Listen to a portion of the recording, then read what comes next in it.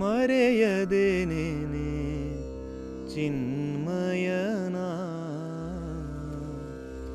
ಹರಿನಾರಾಯಣ ಅಚ್ಯುತನ ಮರೆಯದೇನೇನೆ ಚಿನ್ಮಯನ ಹರಿನಾರಾಯಣ ಅಚ್ಯುತನ ಮರೆಯದೇನೇನೆ ಚಿನ್ಮಯನ ಹರಿನಾರಾಯಣ ಅಚ್ಯುತನ ತಂದೆಗೂ ತಾನೇ ತಂದೆಯಾದವನ ತಂದೆಗೂ ತಾನೇ ತಂದೆಯಾದವನ ತಂದೆಗೆ ತಾಯಿಯ ತಂದವನ ತಂದೆಗೆ ತಾಯಿಯ ತಂದವನ ತಂದೆಗೆ ಪೂರ್ವದಿ ತಾ ಪುಟ್ಟಿದನ ತಂದೆಗೆ ಪೂರ್ವದಿ ತಾ ಪುಟ್ಟಿದನ ತಂದೆಗೆ ತಂದೆಗೆ ತಂದೆಯಹನ ತಂದೆಗೆ ತಂದೆಗೆ ತಂದೆಯಹನ ಮರೆಯದೇನೇನೆ ಚಿನ್ಮಯನ ಹರಿನಾರಾಯಣ ಅಚ್ಯುತನ ಮರೆಯದೇನೇನೆ ಚಿನ್ಮಯನ ಹರಿನಾರಾಯಣ ಅಚ್ಯುತನ ರಾಮನ ಸಮರೋದ್ಧಾಮನ ಸುಗುಣಾಭಿರಾಮನ ಸೀತಾನಾಯಕನ ರಾಮನ ಶ್ರೀರಾಮನ ಸಮರೋದ್ಧಾಮನ ಸುಗುಣಾಭಿರಾಮನ ಸೀತಾನಾಯಕನ ರಾಮನ ಪೆತ್ತನ ಕಮಲದಳಾಕ್ಷನ ರಾಮನ ಪೆತ್ತನ ಕಮಲದಳಾಕ್ಷನ ಪ್ರೇಮದಿನೇನೆ ನೀ ಪ್ರೇಮದಿನೇನೆ ನೀ ಪ್ರೇಮದಿನೇನೆ ನೆಲೆಯಾದಿ ಕೇಶವನ ಮರೆಯದೇನೇನೆ ಚಿನ್ಮಯನ ಹರಿನಾರಾಯಣ ಅಚ್ಯುತನ ಮರೆಯದೇನೇನೆ ಚಿನ್ಮಯನ ಮರೆಯದೇನೇನೆ ಚಿನ್ಮಯನ ಮರೆಯದೇನೇನೆ ಚಿನ್ಮಯನ ಹರಿನಾರಾಯಣ ಅಚ್ಯುತನ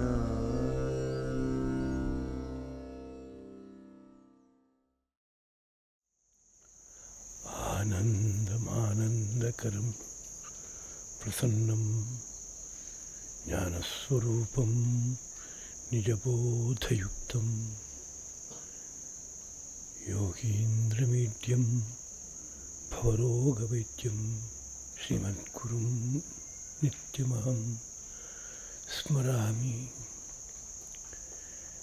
ದೇವಕೀ ಪರಮಾನಂದಂ ಕೃಷ್ಣಂ ವಂದೇ ಜಗದ್ಗುರುಂ.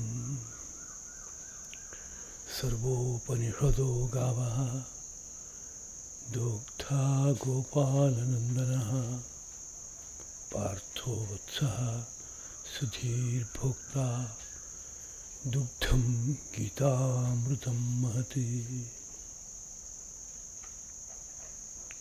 ವಿಶ್ವಮೂಲದಲ್ಲಿ ಅನವರತವೂ ಬೆಳಗುತ್ತಿರುವ ಪರಂಜ್ಯೋತಿ ರೂಪವಾದ ಗುರುತತ್ವಕ್ಕೆ ನಮೋ ನಮಃ.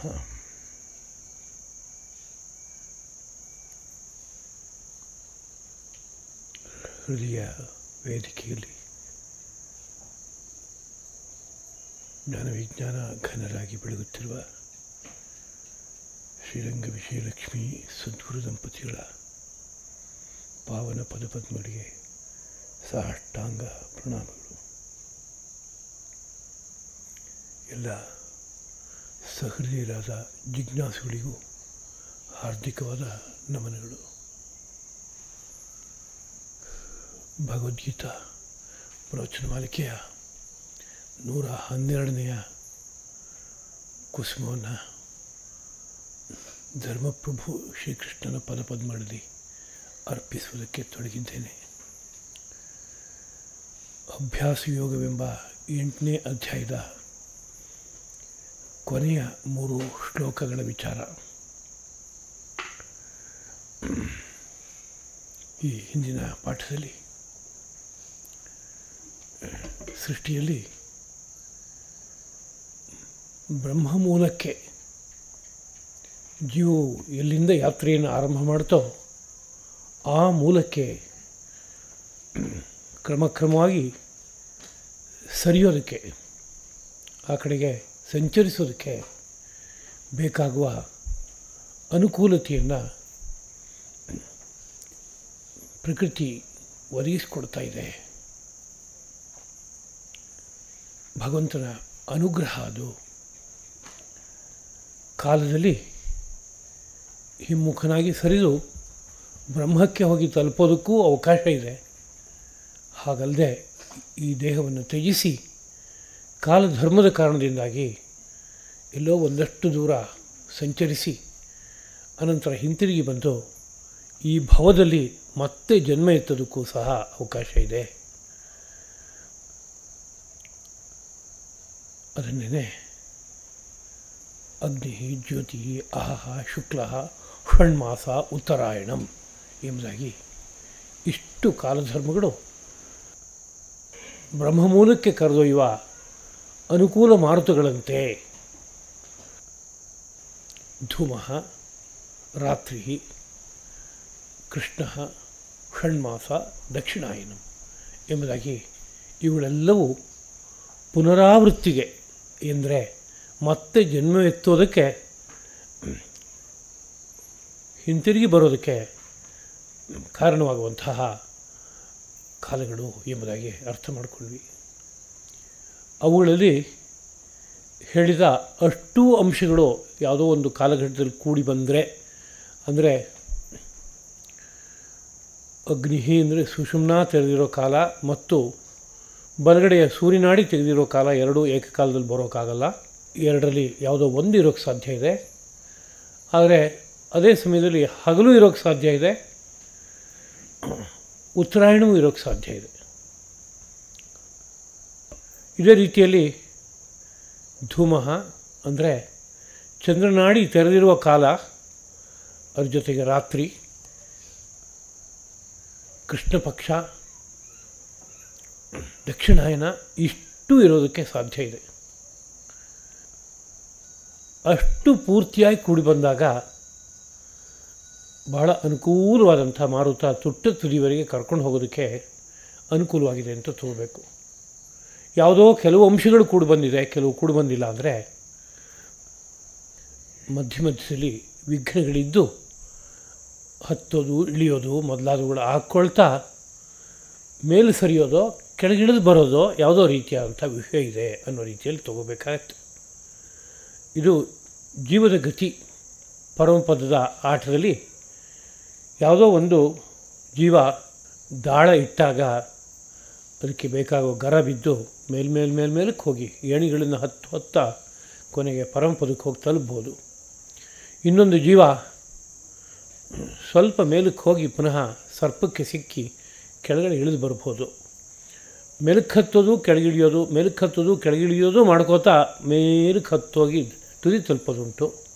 ಮೇಲಕ್ಕೆ ಹತ್ತೋದು ಕೆಳಗಿಳಿಯೋದು, ಮೇಲಕ್ಕೆ ಹತ್ತೋದು ಕೆಳಗಿಳಿಯೋದು ಮಾಡ್ಕೊಳ್ತಾ ಕೆಳಗಡೆಗೆ ಪೂರ್ತಿ ಇಳಿದು ಬರೋದುಂಟು. ಸೃಷ್ಟಿಯಲ್ಲಿ ಏನಿದೆಯೋ ಅದನ್ನೇ ಆ ಆಟದಲ್ಲಿ ಭಾಳ ಚೆನ್ನಾಗಿ ತಂದಿದ್ದಾರೆ. ಆ ಆಟ ಭಾರತ ಮಹರ್ಷಿಗಳು ಬೆಳೆಸ್ಕೊಟ್ಟ ಆಟ ಎಂಬುದಾಗಿ ಭಾರತ ದೇಶದಲ್ಲಿ ನಾವು ಭಾವಿಸ್ತಾ ಇದ್ದೀವಿ. ಲ್ಯಾಡರ್ ಆ್ಯಂಡ್ ಸರ್ಪೆಂಟ್ ಒಂದು ಪ್ಲೇ ಅಂಥೇಳಿ ಲಂಡನ್ ಮೊದಲಾದಂಥ ಬ್ರಿಟಿಷ್ ಕಂಟ್ರಿಗಳಲ್ಲಿ ಅದು ರೂಢಿನಲ್ಲಿದೆ. ಅವರು ಇದು ನಮ್ಮ ದೇಶದ ಆಟ ಎಂಬುದಾಗಿ ಹೇಳ್ತಾರೆ. ಆದರೆ ಆ ಪರಮಪದ ಅನ್ನೋ ಪದ ಅಲ್ಲಿ ಮಧ್ಯದಲ್ಲಿ ಬಂದಿರುವಂಥ ಅನೇಕ ರೀತಿಯಾದ ವಿಚಾರಗಳು ಇವೆಲ್ಲ ಗಮನಿಸಿದಾಗ ಅದಕ್ಕೆ ಈ ದೇಶದ ಮುದ್ರೆ ಇದೆ ಅಂತ ನಾವು ಹೇಳಬೇಕಾಗತ್ತೆ. ಕೆಲವನ್ನೆಲ್ಲ ಪರಿವರ್ತನೆ ಮಾಡಿಕೊಂಡು ತಮ್ಮ ದೇಶದ ನೀತಿ ಏನಿದೆ ಅಥವಾ ತಮ್ಮ ದೇಶದ ಮತಾಭಿಪ್ರಾಯಗಳೇನಿದೆ ಅದಕ್ಕೆ ತಕ್ಕಂತೆ ಯಾವುದನ್ನು ಬೇಕಾದ್ರೂ ರೂಪಿಸ್ಕೋಬೇಕು ಸಾಧ್ಯವಾಗುತ್ತೆ. ಆ ವಿಷಯ ಬೇರೆ. ಅದೊಂದು ಆಟ ಜೀವದ ಗತಾಗತಿಯನ್ನು ನಾನಾ ರೀತಿಯಲ್ಲಿ ವ್ಯಕ್ತಪಡಿಸ್ತಾ ಇದೆ ಅನ್ನುವ ಅಂಶವನ್ನು ಮಾತ್ರ ಭಾವಿಸ್ಬೋದು.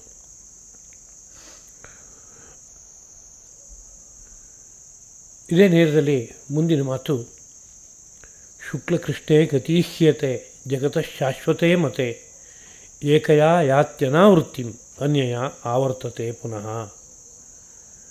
ಈ ಜಗತ್ತಿನಲ್ಲಿ ಈ ಎರಡು ಗತಿಗಳು ಶಾಶ್ವತ ಅಂತ, ಸೃಷ್ಟಿಯಾರಂಭದಿಂದ ಯಾವತ್ತಾವತ್ತೂ ಇರುವಂಥದ್ದು ಎರಡು ಗತಿಗಳು. ಯಾವ ಗತಿಗಳು ಅಂದರೆ ಮೇಲಕ್ಕೆ ಹತ್ತು ಹೋಗೋದಕ್ಕೆ ಬೇಕಾಗುವ ಒಂದು ಗತಿ, ಮೇಲಿಂದ ಕೆಳಗಡೆ ಇಳಿದು ಬರುವಂಥ ಒಂದು ಗತಿ. ಅದಕ್ಕೆ ಒಂದು ಶುಕ್ಲಗತಿ ಅಂತ ಕರೀತಾ ಇದ್ದಾರೆ, ಇನ್ನೊಂದು ಕೃಷ್ಣಗತಿ ಅಂತ ಕರೀತಾ ಇದ್ದಾರೆ. ಶುಕ್ಲಗತಿ ಅಂದರೆ ಆ ಪದವೇ ಹೇಳುತ್ತೆ, ಏನು ಬಿಳುಪಿದೆ, ಇಲ್ಲಿ ಪ್ರಕಾಶವಿದೆ. ಶುಕ್ಲ ಪಕ್ಷ ಅನ್ನುವಾಗ ಚಂದ್ರಪ್ರಕಾಶ ವಿಶೇಷವಾಗಿ ವೃದ್ಧಿ ಆಗ್ತಾ ಹೋಗುತ್ತಲ್ವ, ಹಾಗೆ ಇಲ್ಲೇನೋ ಹಿತವಿದೆ ಅನ್ನೋ ರೀತಿಯಾದ ಅಂಶವನ್ನು ನೆನಪಿಸುತ್ತೆ. ಕೃಷ್ಣ ಅನ್ನೋ ಪದ ಕಪ್ಪು ಅಂತ ಹೇಳುತ್ತೆ. ಕಪ್ಪು ಅನ್ನೋದು ತಮಸ್ಸಿಗೆ ಜ್ಞಾಪಕ, ಅಜ್ಞಾನಕ್ಕೆ ಜ್ಞಾಪಕ, ದುಃಖಕ್ಕೆ ಜ್ಞಾಪಕ. ಅಂದರೆ ತಮಸ್ಸಿನ ಕ್ಷೇತ್ರಕ್ಕೆ ಇಳಿದು ಬರ್ತಾಯಿದ್ದೀನಿ, ಅಜ್ಞಾನದ ಕ್ಷೇತ್ರಕ್ಕೆ ಇಳಿದು ಬರ್ತಾಯಿದ್ದೀನಿ, ದುಃಖದ ಕ್ಷೇತ್ರಕ್ಕೆ ಇಳಿದು ಹೋಗ್ತಾ ಇದ್ದೀನಿ ಅನ್ನುವ ಆಶಯವನ್ನು ಆ ಕೃಷ್ಣ ಅನ್ನೋ ಪದ ಕೊಡುತ್ತೆ ಅಂತ ತಗೋಬೇಕಾಗತ್ತೆ. ಹೀಗೆ ಎರಡು ಗತಿಗಳಿದೆ ಅಂತ ಹೇಳ್ತಾ ಇರುವಂಥ ಸಂದರ್ಭ ಇದು. ಶುಕ್ಲಕೃಷ್ಣೇ ಗತೀಹಿ ಏತೆ, ಶುಕ್ಲ ಕೃಷ್ಣ ಎಂಬ ಎರಡು ಈ ಗತಿಗಳಾದರೋ ಜಗತಃ ಜಗತ್ತಿಗೆ ಶಾಶ್ವತೆ ಮತೆ, ಶಾಶ್ವತವೆಂಬುದಾಗಿ ಇಷ್ಟ, ಅಂದರೆ ಹಾಗೆ ಭಾವಿಸತಕ್ಕದ್ದು. ಏಕಯ ಇವೆರಡರಲ್ಲಿ ಒಂದನ್ನು ಅವಲಂಬಿಸಿ ಹೋದರೆ ಅನಾವೃತ್ತಿಂ ಯಾತಿ, ಹಿಂದಿರಿಗೂ ಬರುವ ಅವಕಾಶವಿಲ್ಲ. ಅನಾವೃತ್ತಿ ಅಂದರೆ ಆವೃತ್ತಿ ಇಲ್ಲದ ಒಂದು ನಡೆ ಸಿಗುತ್ತೆ. ಅನ್ಯಯ ಇನ್ನೊಂದರಲ್ಲಿ ಹೆಜ್ಜೆ ಹಾಕಿದ್ರೆ ಸಾಗಿದ್ರೆ ಆವರ್ತತೆ ಪುನಃ, ಮರಳಿ ಭುವಿಗೆ ಸೃಷ್ಟಿಚಕ್ರಕ್ಕೆ ಇಳಿದು ಬರುವ ಸಂದರ್ಭ ಉಂಟಾಗುತ್ತೆ. ಇಷ್ಟು ಆ ಮಾತಿನ ಅರ್ಥ. ಒಟ್ಟು ಸಮಗ್ರ ಸೃಷ್ಟಿಯಲ್ಲಿ ಯಾವಾಗಲೂ ಈ ಗತಿ ಇದೆ ಅಂತ ಹೇಳುವಾಗ ಇದು ಭಗವಂತ ಕಲ್ಪಿಸಿಕೊಟ್ಟಿರುವಂಥ ಒಂದು ಅವಕಾಶ. ಪ್ರಕೃತಿ ಮಾತೆ ಜೀವಕೋಟಿಗಳನ್ನು ಈ ರೂಪದಲ್ಲಿ ಅವನವನು ಮಾಡಿದ ಕರ್ಮಕ್ಕೆ ತಕ್ಕ ಫಲವನ್ನು ಅನುಭವಿಸೋದಕ್ಕೆ ಮಾರ್ಗ ಹಾಕಿಕೊಟ್ಟಿದ್ದಾಳೆ ಎಂಬುದಾಗಿ ತಗೋಬೇಕು. ಮನಸ್ಸಿದ್ದರೆ ಮಾರ್ಗವಿದೆ ಅಂತ ಹೇಳೋ ಕನ್ನಡದ ಗಾದೆ ಇದೆ. ಹಾಗೆ ಉದ್ಧಾರವಾಗಬೇಕು ಅಂದರೆ ಉದ್ಧಾರಕ್ಕೆ ಬೇಕಾದ ಎಲ್ಲ ಅವಕಾಶ ಈ ಸೃಷ್ಟಿಯಲ್ಲಿದೆ. ಇಲ್ಲ, ನಾನು ಈ ಪ್ರಾಪಂಚಿಕ ಜೀವನದಲ್ಲೇ ಸುಖವನ್ನೋ ದುಃಖವನ್ನು ಅನುಭವಿಸ್ಕೊಂಡು ಹೋಗ್ತೀನಿ ಅಂತಂದರೆ ನಿನ್ನ ಮನಸ್ಸಿನಂತೆ ನೀನು ಬಾಳು, ಆಯಿತು ಇಳ್ಕೊಂಡು ಹೋಗು, ಎಷ್ಟು ಬೇಕಾದರೂ ಯಾವ್ಯಾವ ರೀತಿಯ ಸುಖ ದುಃಖವನ್ನು ಅನುಭವಿಸಬೇಕೋ ಎಲ್ಲವನ್ನೂ ಅನುಭವಿಸು ಅಂತಲೂ ಹೇಳೋಕ್ಕೆ ಅವಕಾಶ ಇದೆ. ವಿಶೇಷವಾಗಿ ಮಾನವರು ಒಂದು ತರಹ ಸ್ವಾತಂತ್ರ್ಯವನ್ನು ಇಟ್ಕೊಂಡು ಈ ಹುಟ್ಟನ್ನು ಪಡೀತಾರೆ. ಜನ್ಮಾಂತರದ ಕರ್ಮಗಳು ಸುಖ ದುಃಖವನ್ನು ಒಂದು ಕಡೆಯಲ್ಲಿ ಕೊಡ್ತಾಯಿದ್ರೆ, ಅದೇ ಕಾಲದಲ್ಲೇ ಸ್ವಾತಂತ್ರ್ಯವನ್ನು ಇಟ್ಕೊಂಡು ಒಳ್ಳೆಯದನ್ನು ಕೆಡಕನ್ನು ಎಲ್ಲವನ್ನೂ ಮಾಡೋಕ್ಕಾಗ್ತಾ ಇರುತ್ತೆ. ಹಾಗೆ ಸ್ವಾತಂತ್ರ್ಯವನ್ನು ಬಳಸ್ಕೊಂಡು ಒಳ್ಳೆಯದನ್ನು ಕೆಡಕನ್ನು ಏನೇನು ಮಾಡ್ತಾರೋ ಅವೆಲ್ಲ ಮುಂದಕ್ಕೆ ಕರ್ಮವಾಗಿ ಎಷ್ಟೋ ಜನ್ಮಗಳಲ್ಲಿ ಅನುಭವಕ್ಕೆ ವಿಷಯವಾಗುತ್ತೆ. ಅದು ಹೀಗೆಲ್ಲ ಇದೆ. ಆದ್ದರಿಂದ ಈ ಗತಿ ಶಾಶ್ವತವಾದದ್ದು ಮತ್ತು ಒಂದು ಶುಕ್ಲರೂಪವಾದ ಗತಿ, ಇನ್ನೊಂದು ಕೃಷ್ಣರೂಪವಾದ ಗತಿ, ಒಂದು ಆತ್ಮೋದ್ಧಾರದ ಕಡೆಗೆ ಕರ್ಕೊಂಡು ಹೋಗುತ್ತೆ, ಇನ್ನೊಂದು ಜಗತ್ತಿನ ಕಡೆಗೆ ಸೃಷ್ಟಿ ಕಡೆಗೆ ಕರ್ಕೊಂಡು ಹೋಗುತ್ತೆ ಎನ್ನುವುದು ಒಟ್ಟು ತಾತ್ಪರ್ಯ. 27ನೇ ಶ್ಲೋಕ. ನೈತೆ ಶ್ರುತಿ ಪಾರ್ಥ ಜಾನನ್ ಯೋಗಿ ಮುಹ್ಯತಿ ಕಶ್ಚನ ತಸ್ಮಾತ್ ಸರ್ವೇಷು ಕಾಲೇಷು ಯೋಗಯುಕ್ತೋ ಭವಾರ್ಜುನ. ಯೋಗಿಗಳಿಗೆ ಅಂದರೆ ಯೋಗೋಪಾಸಕರಿಗೆ ಈ ಸೃಷ್ಟಿಯ ನೀತಿ ಗೊತ್ತಿರುತ್ತೆ. ಶರೀರ ಯಂತ್ರವನ್ನು ಅವರು ಬಳಸ್ಕೊಂಡು ಆ ಸಾಧನೆ ಮಾಡ್ತಾ ಇರುವಾಗ ಶರೀರ ಯಂತ್ರ ಕಾಲದಲ್ಲಿ ಅನೇಕ ಸೂಚನೆಗಳನ್ನು ಕೊಟ್ಬಿಡುತ್ತೆ. ಇಲ್ಲಿ 2 ಗತಿಗಳಿದೆ ಅನ್ನೋದು ಗೊತ್ತಾಗುತ್ತೆ. ಹೊರಗಡೆ ಜಗತ್ತನ್ನು ಗಮನಿಸ್ತಾ ಹೋದಾಗ ಕಾಲಚಕ್ರ ಹೇಗಿದೆ ಅನ್ನೋದ್ರ ಪರಿಚಯ ಆಗುತ್ತೆ. ಈ ಪಿಂಡಾಂಡಕ್ಕೂ ಹೊರಗಡೆ ಇರುವ ಬ್ರಹ್ಮಾಂಡಕ್ಕೂ ಇರುವ ಸಾಮರಸ್ಯ ಗೊತ್ತಾಗ್ತಾ ಹೋಗುತ್ತೆ.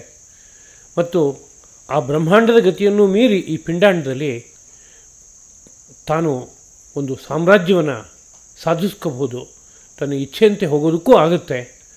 ಪ್ರಕೃತಿ ಮಾತೆ ಬಿಟ್ಟುಕೊಟ್ಟಾಗ ಅವಳ ಅನುಗ್ರಹ ಆಶೀರ್ವಾದವನ್ನು ತುಂಬಿಕೊಂಡು ಹಾಗೂ ಸಾಧಿಸೋದಕ್ಕಾಗುತ್ತೆ ಅನ್ನೋ ವಿಷಯ ಎಲ್ಲ ಯಾರಿಗೆ ಗೊತ್ತಾಗುತ್ತೆ ಅಂತ ಕೇಳಿದ್ರೆ ಯೋಗಿಗಳಿಗೆ ಗೊತ್ತಾಗುತ್ತೆ. ಹೇಗೆ ಗೊತ್ತಾಗುತ್ತೆ ಅವರಿಗೆ ಅಂದರೆ, ದೇಹಯಂತ್ರ ಸೂಕ್ಷ್ಮಾತಿ ಸೂಕ್ಷ್ಮವಾದ ಸತ್ಯಗಳನ್ನೆಲ್ಲ ವ್ಯಕ್ತಪಡಿಸೋದಕ್ಕೆ ಬೇಕಾಗುವಂಥ ಯಂತ್ರ ಅದು. ಎಲ್ಲರಿಗೂ ಹಾಗೆ ಇದೆ ಅದು. ಆದರೆ ಹಾಳು ಮಾಡಿಕೊಂಡಾಗ ಆ ಕೆಲಸ ಮಾಡೋಲ್ಲ. ಒಳ್ಳೆಯದೊಂದು ಲೆನ್ಸ್ ಇದೆ ಅಂದರೆ ಎಲ್ಲರಿಗೂ ಅದು ಸೂಕ್ಷ್ಮವಾದ ವಿಷಯವನ್ನು ದೊಡ್ಡದಾಗಿ ಮಾಡಿ ತೋರಿಸುತ್ತೆ. ಯಾರೋ ಒಬ್ಬ ಧೂಳು ಹಿಡಿಸ್ಕೊಂಡ್ಯಾನೆ ಅಂತಂದರೆ ಅವನಿಗೆ ಹಾಗೆ ಸ್ಪಷ್ಟವಾಗಿ ಕಾಣಿಸೋಲ್ಲ. ಯಾರೋ ಒಬ್ಬ ಅದ್ರ ಮೇಲೆ ಪುನಃ ಏನೋ ದಪ್ಪವಾಗಿ ಅಂಟಿಸೇ ಬಿಟ್ಟಿದ್ದಾನೆ ಅಂದರೆ ಏನೂ ಕಾಣಲ್ಲ. ಯಾರೋ ಒಬ್ಬ ಒಡ್ಕೊಂಡಿದ್ದಾನೆ ಅಂದರೆ ಅದನ್ನು ಬಳಸೋಕೆ ಬರೋಲ್ಲ. ಯಾರೋ ಅದ್ರ ಮೇಲೆ 4-6 ಗೆರೆಗಳನ್ನು ಗೀಚ್ಕೊಂಬಿಟ್ಟಿಯಾನೆ ಅಂತಂದರೆ ಇರೋ ಸತ್ಯ ಬೇರೆ ಬೇರೆ ರೀತಿಯಲ್ಲಿ ತೋರುತ್ತೆ. ಹೀಗೆಲ್ಲ ಆಗುತ್ತೆ. ಯಾರೋ ಒಬ್ಬ ತುಂಬ ಚೆನ್ನಾಗಿ ಇಟ್ಕೊಂಬಿಟ್ಟಿಯಾನೆ ಅಂದರೆ ಅವನಿಗೆ ಸತ್ಯಾರ್ಥ ಗೊತ್ತಾಗುತ್ತೆ. ಅಂಥವ್ರು ಕೋಟಿ ಜನ ಇರ್ಬೋದು ಒಂದು ಕಾಲದಲ್ಲಿ. ಹಾಗೆ ನಮ್ಮ ದೇಶ ಒಂದು ಕಾಲದಲ್ಲಿ ಮಾನವರೆಲ್ಲರೂ ಪರಮಹಂಸರೂಪವಾಗಿದ್ದರು. ಹಂಸರೂಪವಾದ ಒಂದೇ ಜಾತಿ ಇತ್ತು ಅಂತ ಹೇಳುವಾಗ ಎಲ್ಲ ಮಾನವರು ಸಹ ತಮ್ಮ ದೇಹಯಂತ್ರವನ್ನು ಸ್ವಚ್ಛವಾಗಿಟ್ಕೊಂಡು ಆಚಾರವೆಂಬ ಪರಿಶುದ್ಧಿಯ ಸಾಧನೆಗಳನ್ನು ಅನವರತವೂ ಸಾಧಿಸ್ಕೋತಾ ಅಲ್ಲಿ ಯಾವುದೇ ರೀತಿಯಾದಂಥ ಕಿಲ್ಬಿಷಗಳು ದೇಹದಲ್ಲಿ, ಇಂದ್ರಿಯಗಳಲ್ಲಿ, ಮನಸ್ಸಿನಲ್ಲಿ ಹುಟ್ಟದೇ ಇರುವಂತೆ ನೋಡ್ಕೋತಾ ದೇಹಯಂತ್ರವನ್ನು ಅತ್ಯದ್ಭುತವಾದ ಒಂದು ಸಮಗ್ರ ಸೃಷ್ಟಿಯನ್ನೇ ಅರ್ಥ ಮಾಡ್ಕೊಳ್ಳೋಕೆ ಬೇಕಾಗಿರುವಂತಹ ಒಂದು ದರ್ಶಕವಾಗಿ, ಒಂದು ಭಾಷೆಯಲ್ಲಿ ಹೇಳೋದಾದರೆ ಪರದರ್ಶಕವಾಗಿ ಅದನ್ನು ಬಳಸ್ಕೊಂಡ್ರು. ಆದರೆ ಆ ಬಗ್ಗೆ ಸರಿಯಾದ ತಿಳುವಳಿಕೆ ಇಲ್ಲದೆ ಕಾಲಕಾಲದಲ್ಲಿ ಕ್ರಮಕ್ರಮವಾಗಿ ಅದನ್ನು ಹೇಗೇಗೋ ಬಳಸ್ಕೋತಾ ಪುಣ್ಯ ಪಾಪಗಳ ಕಾರಣದಿಂದಾಗಿ ದೇಹದಲ್ಲಿ ನಾನಾ ತರಹದ ವಕ್ರತೆಗಳು, ವಿಕಾರಗಳು ಏರ್ಪಟ್ಟು ಅದೇ ಸುಂದರ ಅಂತ ಅಂದ್ಕೋತಾನೋ ಅದರಲ್ಲೇ ಯಾವುದೋ ಒಂದಷ್ಟು ಸುಖ ದುಃಖವನ್ನು ಅನುಭವಿಸ್ತಾನೋ ಹೋಗುವಂಥ ಒಂದು ಪರಿಸ್ಥಿತಿ ಬಂತು ಎಂಬುದಾಗಿ ನೆನಪಿಸ್ಕೋಬೇಕು. ಆ ನೇರದಲ್ಲಿ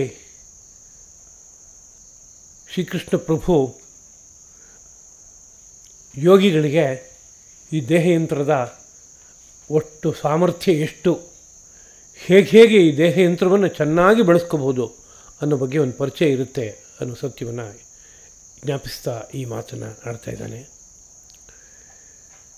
ಅರ್ಜುನ, ಎಲೆ ಅರ್ಜುನನೇ, ಏತೇ ಶ್ರುತಿ, ಈ 2 ಮಾರ್ಗಗಳನ್ನು ಜಾನನ್ ತಿಳಿದುಕೊಂಡ ಕಶ್ಚನ ಯೋಗಿ, ಒಬ್ಬ ಯೋಗಿಯು ನ ಮುಹ್ಯತಿ, ಎಲ್ಲೂ ಮೋಹಕ್ಕೆ ತುತ್ತಾಗುವುದಿಲ್ಲ.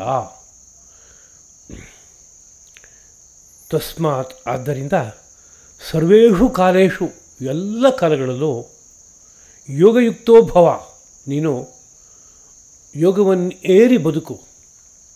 ಅಂದರೆ ಯೋಗದ ಸ್ಥಿತಿಯನ್ನು ಹಾಳು ಮಾಡಿಕೊಳ್ದೇನೆ ಆ ಸಮಾಧಾನದ ಸ್ಥಿತಿಯನ್ನು ಇಟ್ಕೋತಾ ಸತ್ಯವನ್ನು ಪೂರ್ತಿ ಅರ್ಥ ಮಾಡ್ಕೊಳ್ತಾ ಜೀವನವನ್ನು ಮಾಡಪ್ಪ ಎಂಬುದಾಗಿ ಅರ್ಜುನನಿಗೆ ನೆನಪಿಸ್ತಾ ಇದ್ದಾನೆ.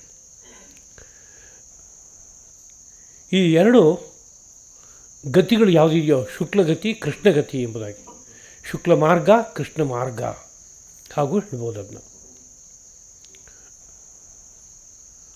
ಆ ಮಾರ್ಗಗಳನ್ನು ಯೋಗಿ ತುಂಬ ಚೆನ್ನಾಗಿ ಅರ್ಥ ಮಾಡಿಕೊಂಡಿರೋದ್ರಿಂದ ಅವನಿಗೆ ಈ ಸೃಷ್ಟಿ ಚಕ್ರದಲ್ಲಿ ಇಳಿದಾಗ ಮೋಹಕ್ಕೆ ವಶವಾಗುವಂತಹ ಸನ್ನಿವೇಶ ಬರೋಲ್ಲ ಅಂತ. ಹಾಗಂದರೆ ಈ ಸಂದರ್ಭಗಳು ಹೀಗಿದೆ, ಇವುಗಳೆಲ್ಲ ಕೆಳಗಡೆ ಇಳಿಸ್ಕೊಂಡು ಹೊರಟೋಗುತ್ತೆ, ಸಂಸಾರ ಚಕ್ರಕ್ಕೆ ಸಿಗಾಕಿಸುತ್ತೆ. ಇವುಗಳು ಸಂಸಾರ ಚಕ್ರದಿಂದ ನಮ್ಮನ್ನು ಪಾರು ಮಾಡುತ್ತೆ. ಎರಡೂ ಗೊತ್ತಿರೋದ್ರಿಂದ ಯಾವುದನ್ನು ನಾವು ಬಯಸಬೇಕು, ಸಂಸಾರ ಚಕ್ರದಿಂದ ಪಾರಾಗೋಗಬೇಕಾಗುವ ಸುವರ್ಣಾವಕಾಶಗಳನ್ನು ನಾವು ಬಯಸೋಣ, ಅದನ್ನು ಉಪಯೋಗಿಸ್ಕೊಳ್ಳೋಣ, ಅನುದಿನವೂ ಬಳಸ್ಕೊಳ್ಳುವಂಥದ್ದಿದೆ ಅಂಥ ಅವಕಾಶಗಳನ್ನು. ಹಾಗೆ ಬಳಸ್ಕೋತ ಹೋದಾಗ ಅದು ಕೊನೆ ಕಾಲದಲ್ಲೂ ಬಂದು ನಿಂತ್ಕೊಂಡ್ಬಿಡುತ್ತೆ. ಅದು ಬಾಲ್ಯದಿಂದ ಯಾವ ವಿಷಯವನ್ನು ಒಂದು ಜೀವ ಅನುಸಂಧಾನ ಮಾಡ್ತಾ ಹೋಗುತ್ತೋ ಅದೇ ವಿಷಯ ಕೊನೆಯ ಕಾಲದಲ್ಲಿ ಬಂದು ನಿಂತ್ಕೊಳ್ಳುತ್ತೆ. ಬಾಲ್ಯದಿಂದ ಯಾವ ವಿಷಯವನ್ನು ಅನುಸಂಧಾನ ಮಾಡಲಿಲ್ವೋ ಕೊನೆಯ ಕಾಲದಲ್ಲಿ ಅದನ್ನು ಭಾವಿಸ್ತೇನೆ ಅನ್ಕೋತೀನಿ ಅಂತಂದರೆ ಅದು ಬರದೇ ಇರಬಹುದು. ಕಾರಣ ಅನಭ್ಯಾಸ ಬಿಟ್ಟು ಹೋಗ್ಬಿಟ್ಟಿದೆ. ಆದರೆ ಯಾರೋ ಒಬ್ಬ ಯೋಗಿ ಆದವನು ಈ ಒಟ್ಟು ಕಾಲಚಕ್ರದ ಗತಿಯನ್ನು ಸಂಪೂರ್ಣ ಅರ್ಥ ಮಾಡಿಕೊಂಡು ಆ ಕಾಲಚಕ್ರದ ಪ್ರತಿ ಘಟ್ಟವನ್ನು ಊರ್ಧ್ವಯಾತ್ರೆಗೆ ತನ್ನ ಮೂಲದ ಕಡೆಗೆ ಪ್ರಯಾಣ ಮಾಡೋದಕ್ಕೆ ಬಳಸ್ಕೋತಾ ಹೋಗ್ತಾ ಇರ್ತಾನೆ. ಅಲ್ಲಿ ಅವನಿಗೆ ವ್ಯಾಮೋಹ ಬರೋಲ್ಲ, ಬುದ್ಧಿಗೆ ಒಂದು ಮಸುಕು ಹುಟ್ಟಲ್ಲ, ಅವನ ಬುದ್ಧಿ ಸದಾ ಕಾಲದಲ್ಲೂ ವಸ್ತುಸ್ಥಿತಿಯನ್ನು ಗುರುತಿಸ್ತಾ ಇರುತ್ತೆ ಅನ್ನೋದು ಆಶಯ. ಹಾಗಿರೋದ್ರಿಂದ ಮುಂದಕ್ಕೆ ಅರ್ಜುನನಿಗೆ ಒಂದು ಸಂದೇಶ, ಎಲ್ಲ ಕಾಲದಲ್ಲೂ ನೀನು ಯೋಗಯುಕ್ತನಾಗಿರು ಅಂತ. ಅಂದರೆ ತಾತ್ಪರ್ಯ, ಈ ಕಾಲಚಕ್ರದಲ್ಲಿ ಹೀಗೊಂದು ಅವಕಾಶ ಇದೆಯಲ್ಲ, ಇದನ್ನ ಅರ್ಥ ಮಾಡ್ಕೋ, ಇದನ್ನು ಸದ್ವಿನಿಯೋಗ ಮಾಡ್ಕೋ. ಹಾಗಂದರೆ ತಾತ್ಪರ್ಯ, ಎಲ್ಲೆಲ್ಲಿ ಯಾವ್ಯಾವ ರೀತಿಯಲ್ಲಿ ಒಳಮುಳುಗೋದಕ್ಕೆ ಅವಕಾಶ ಇದೆಯೋ, ಆ ಭಗವಂತನ ಕಡೆಗೆ ಸಾಗೋದಕ್ಕೆ ಪ್ರಕೃತಿ ಮಾತೆ ಅನುಗ್ರಹಿಸ್ಕೊಡ್ತಾಳೋ ಆ ಎಲ್ಲ ಜಾಗವನ್ನು ನೀನು ಅದಕ್ಕೋಸ್ಕರ ಬಳಸ್ಕೋ. ಯೋಗಯುಕ್ತನಾಗಿರು ಅಂದರೆ ಯೋಗರೂಪವಾದಂಥ ಅನುಭವದ ಕಡೆಗೆ ಬಾಗಿರು, ಅನುಭವದಲ್ಲಿ ಮುಳುಗಿರು, ಅದಕ್ಕೋಸ್ಕರವಾಗಿ ಅನವರತೂ ಪ್ರಯತ್ನ ಪಡ್ತಾಯಿರು. ಹಾಗೆ ಇದ್ದಾಗ ಮಾತ್ರವೇ ಕೊನೆಯ ಕಾಲ ಬಂದಾಗ ನೀನು ಅರ್ಥ ಮಾಡಿಕೊಂಡಂತಹ ಸತ್ಯವನ್ನು ನಿನ್ನ ಅಭ್ಯಾಸಕ್ಕೆ ತಂದುಕೊಟ್ಟಂತಹ ವಾಸನಾಶಕ್ತಿಯಿಂದ, ಅಭ್ಯಾಸದ ಬಲದಿಂದ ನೀನು ಸಾಧಿಸಿಕೊಂಡು ಆ ಊರ್ಧ್ವಗತಿಯ ಕಡೆಗೆ ಸಾಗೋಕ್ಕಾಗತ್ತಪ್ಪ ಅನ್ನೋದು ಒಟ್ಟು ತಾತ್ಪರ್ಯ.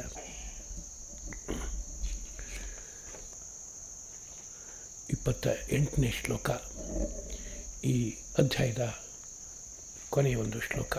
ವೇದೇಶು ಯಜ್ಞೇಶು ತಪಸ್ಸು ಚೈವ ದಾನೇಶು ಯತ್ ಪುಣ್ಯಫಲಂ ಪ್ರದಿಷ್ಟಂ ಅತ್ಯೇತಿ ತತ್ಸರ್ವಂ ಇದಂ ವಿದಿತ್ವಾ ಯೋಗೀ ಪರಂ ಸ್ಥಾನಂ ಉಪೈತಿ ಚ ಆದ್ಯಂ.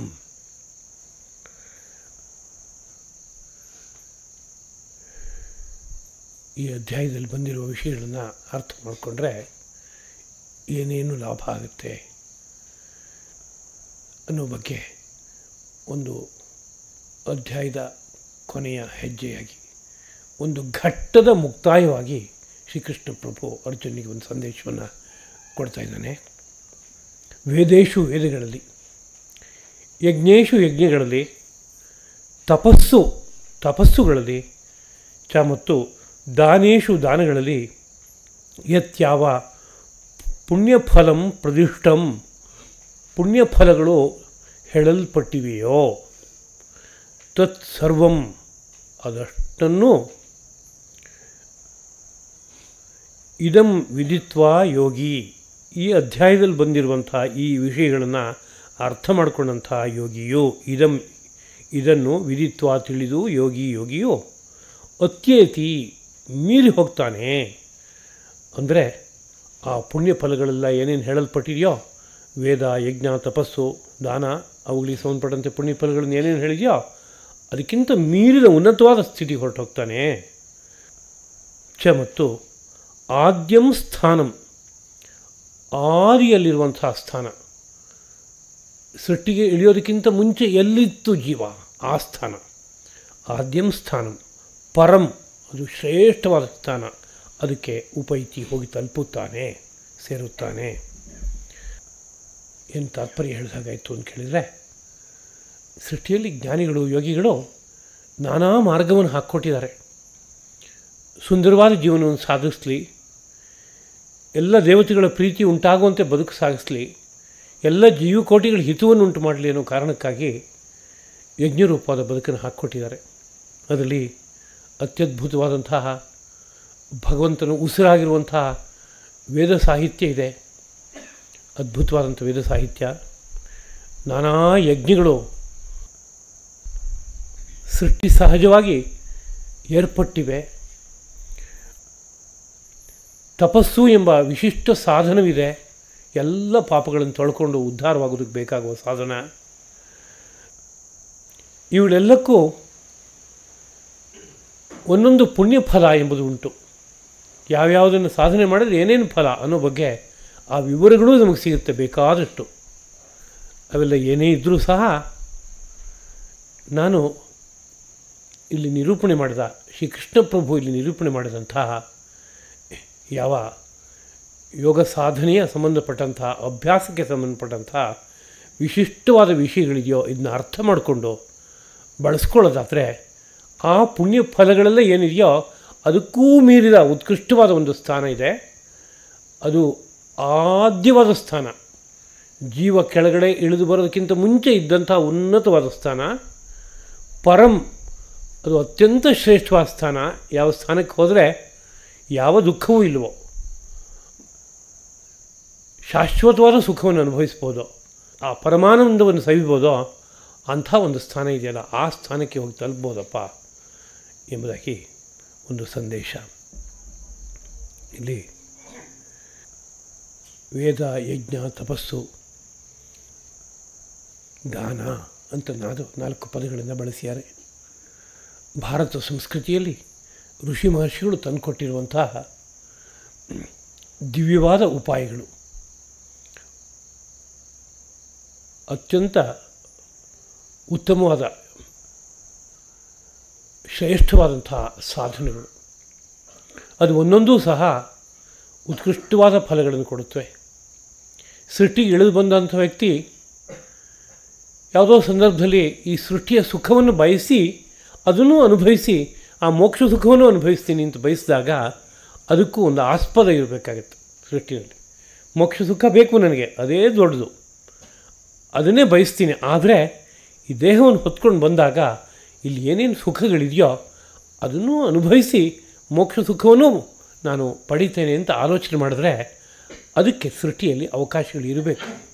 ಆ ನೇರದಲ್ಲಿ ಅವಕಾಶಗಳು ಈ ವೇದ ಮತ್ತು ಯಜ್ಞ, ತಪಸ್ಸು, ದಾನ ಇವುಗಳಿಂದ ಸಿಗುತ್ತೆ. ವೇದ ಅಂತಂದಾಗ ಆ ವೇದ ಅನ್ನೋದು ಜ್ಞಾನದ ರಾಶಿ. ಅದರಲ್ಲಿ ಒಂದು ದೃಷ್ಟಿಯಿಂದ ಇಲ್ಲದೇ ಇರುವ ತಿಳುವಳಿಕೆ ಇನ್ನಿಲ್ಲ. ಆ ವೇದಗಳು ಕೂಡ ಅನಂತಾವೈ ವೇದಾಹ ಅಂತಂದಾಗ ಅನಂತವಾಗಿದೆ. ನಮಗೆ ಸಿಕ್ಕಿರೋ ಸ್ವಲ್ಪ ಮಾತ್ರ ಅಷ್ಟೇ, ಸಿಗದೇ ಇರೋದು ಅನಂತವಾಗಿದೆ. ಅದೆಲ್ಲವೂ ಸಮಗ್ರ ಸೃಷ್ಟಿಯ ತಿಳುವಳಿಕೆಯನ್ನು ಕೊಡ್ತಾ ಇದೆ. ಹಾಗಿರೋದ್ರಿಂದ ತಿಳುವಳಿಕೆ ಅನ್ನೋದು ಇದ್ದಾಗ ಎಂಥ ಸಮಸ್ಯೆ ಇದ್ದರೂ ಆ ಸಮಸ್ಯೆಯನ್ನು ದಾಟ್ಕೊಂಡು ಹೋಗೋಕ್ಕಾಗುತ್ತೆ. ತಿಳುವಳಿಕೆಗಳಿಂದ ಇದ್ದಾಗ ಉತ್ತರೋತ್ತರ ಉತ್ತಮೋತ್ತಮವಾದದ್ದನ್ನು ಸಾಧನೆ ಮಾಡ್ಕೋತಾ ಬದುಕನ್ನು ಚೆನ್ನಾಗಿ ಮಾಡ್ಕೊಳ್ಳೋಕ್ಕಾಗತ್ತೆ. ಆ ವೇದಗಳು ನಾನಾ ದೇವತೆಗಳ ಸತ್ಯವನ್ನು ಸಾರ್ತಾ ಇದೆ. ಆ ದೇವತೆಗಳನ್ನು ಪ್ರಸನ್ನಗೊಳಿಸೋದಕ್ಕೆ ಬೇಕಾಗುವಂಥ ಮಾರ್ಗಗಳನ್ನು ಕೊಡ್ತಾ ಇದೆ. ಮಂತ್ರರೂಪವಾದಂತಹ ದೇವತೆಗಳದೇ ಇನ್ನೊಂದು ಶಬ್ದಾತ್ಮಕವಾದ ಸ್ವರೂಪವಾದಂತಹ ಸಾಧನವನ್ನು ಕೊಡ್ತಾ ಇವೆ. ಆ ಮಂತ್ರಗಳನ್ನು ಅನುಸಂಧಾನ ಮಾಡ್ತಾ ಹೋದರೆ ಆ ದೇವತೆಯ ದರ್ಶನ ಮಾಡ್ಬೋದು. ಆ ದೇವತೆಯಿಂದ ನಾನಾ ವರಗಳನ್ನು ಪಡಿಬೋದು, ಅದ್ಭುತವಾದ ಸುಖಗಳನ್ನು ಸಂಪಾದನೆ ಮಾಡ್ಬೋದು. ಧನ ಬೇಕೇ, ವಿದ್ಯೆ ಬೇಕೇ, ಸಂತತಿ ಬೇಕೇ, ಆಯುಷ್ಯ ಬೇಕೇ, ಆರೋಗ್ಯ ಬೇಕೇ, ರಾಜ್ಯ ಸುಖ ಬೇಕೇ, ಯಾವುದು ಬೇಕಾದರೂ ಪಡೆಯೋಕ್ಕೆ ಬೇಕಾಗುವಂತಹ ದೇವತಾ ಸಂಬಂಧಪಟ್ಟ ಸತ್ಯಗಳನ್ನೆಲ್ಲ ಸಾರ್ತಾ ಇದೆ ವೇದಗಳು.